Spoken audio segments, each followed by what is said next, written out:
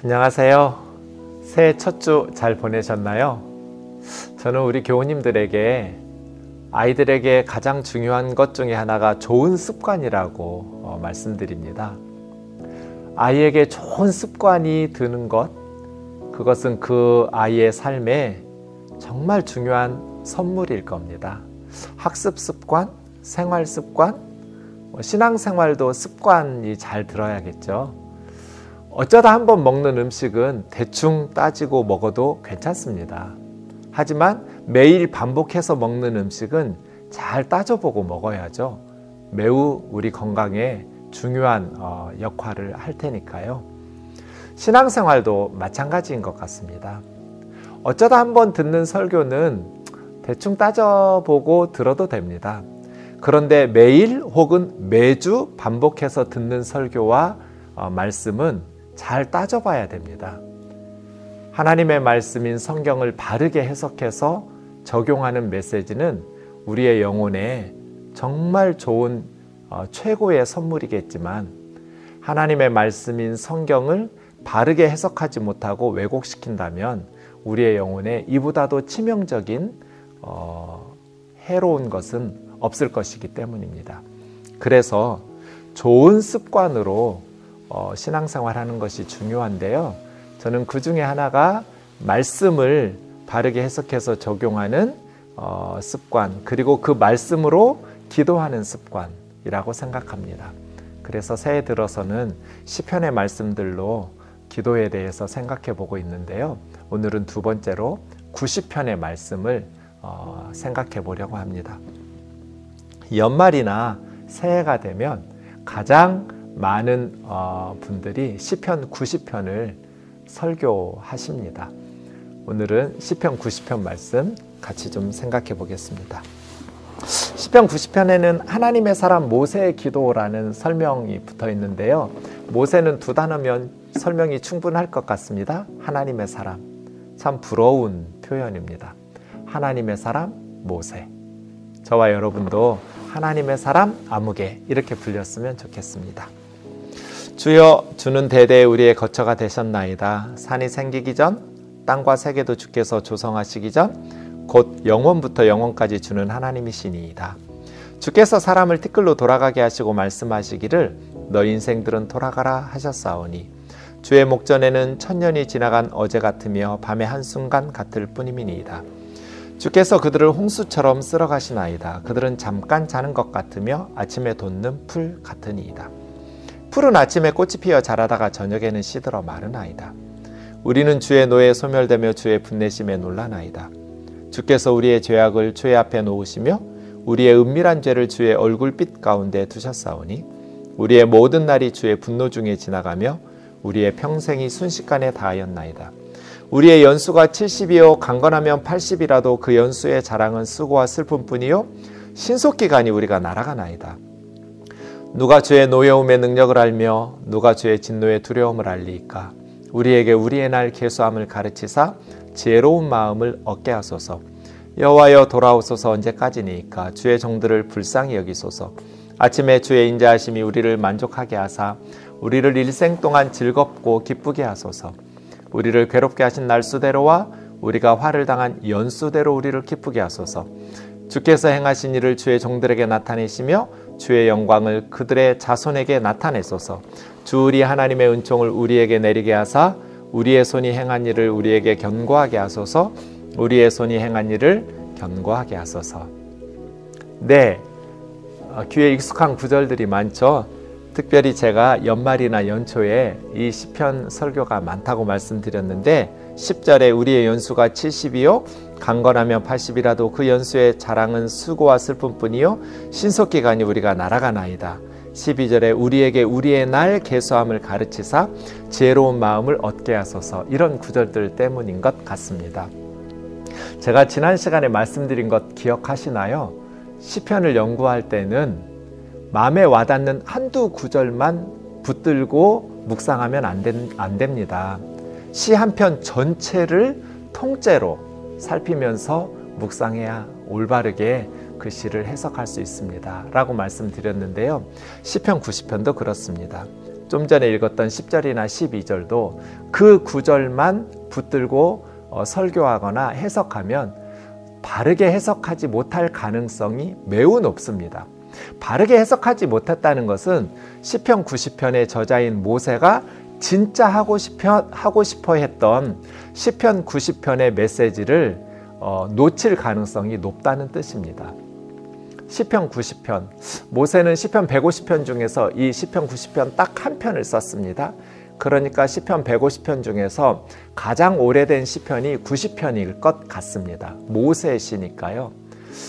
하나님의 사람 모세는 어떤 시를 우리에게 남겼을까요? 이 한 편 남았는데요. 한번 간단히 살펴보도록 하겠습니다.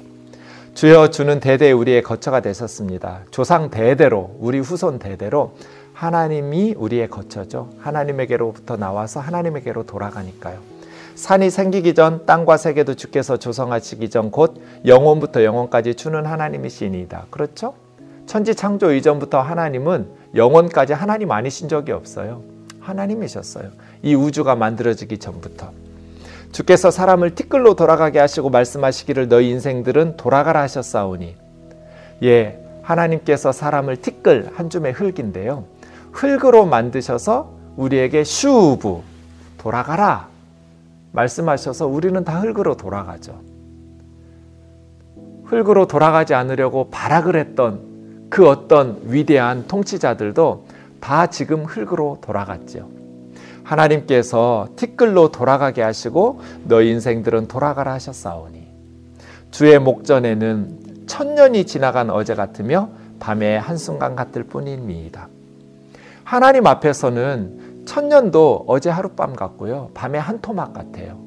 그러겠죠? 영원하신 하나님 앞에서.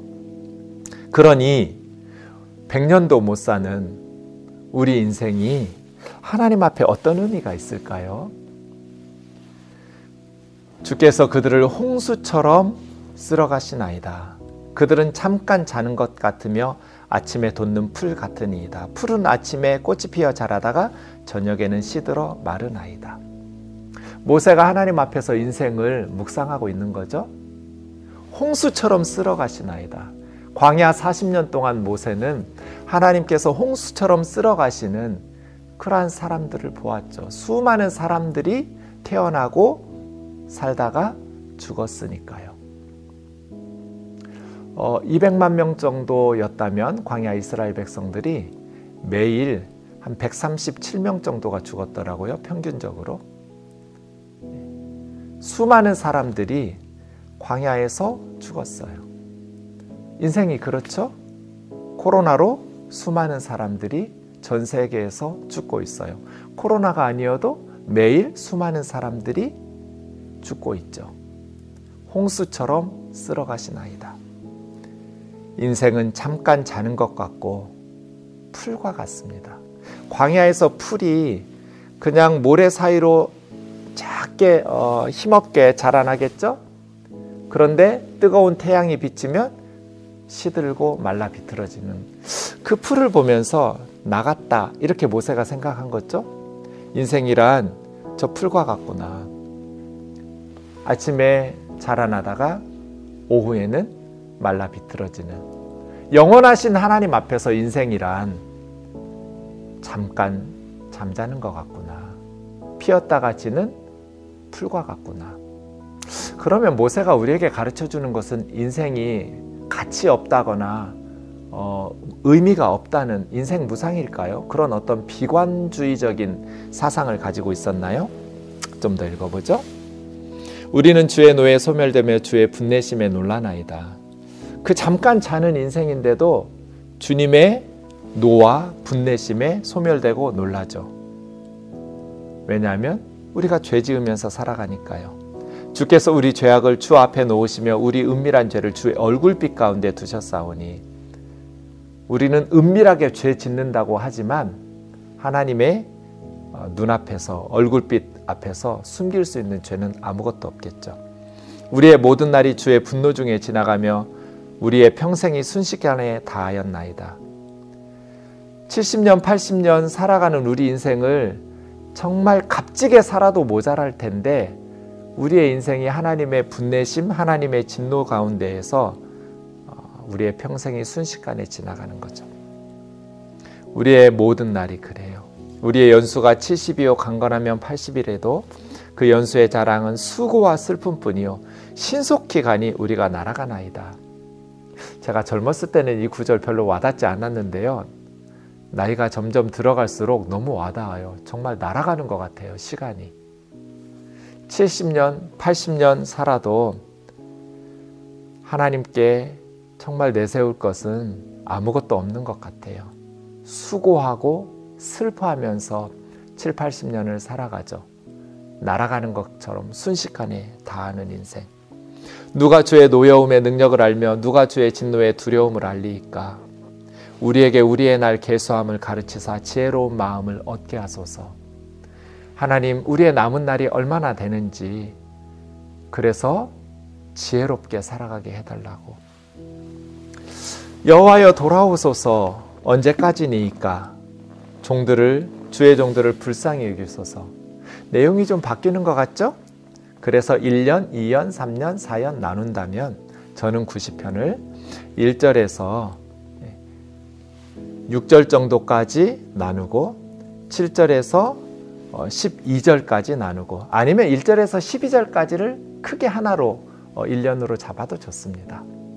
그리고 분명한 것은 13절에서는 새로운 단락이 시작된다라는 것을 눈치채셔야 돼요. 여호와여 돌아오소서. 언제까지니까. 주의 종들을 불쌍히 여기소서. 아침에 주의 인자하심이 우리를 만족하게 하사 우리를 일생 동안 즐겁고 기쁘게 하소서. 우리를 괴롭게 하신 날수대로와 우리가 화를 당한 연수대로 우리를 기쁘게 하소서. 주께서 행하신 일들을 주의 종들에게 나타내시며 주의 영광을 그들의 자손에게 나타내소서.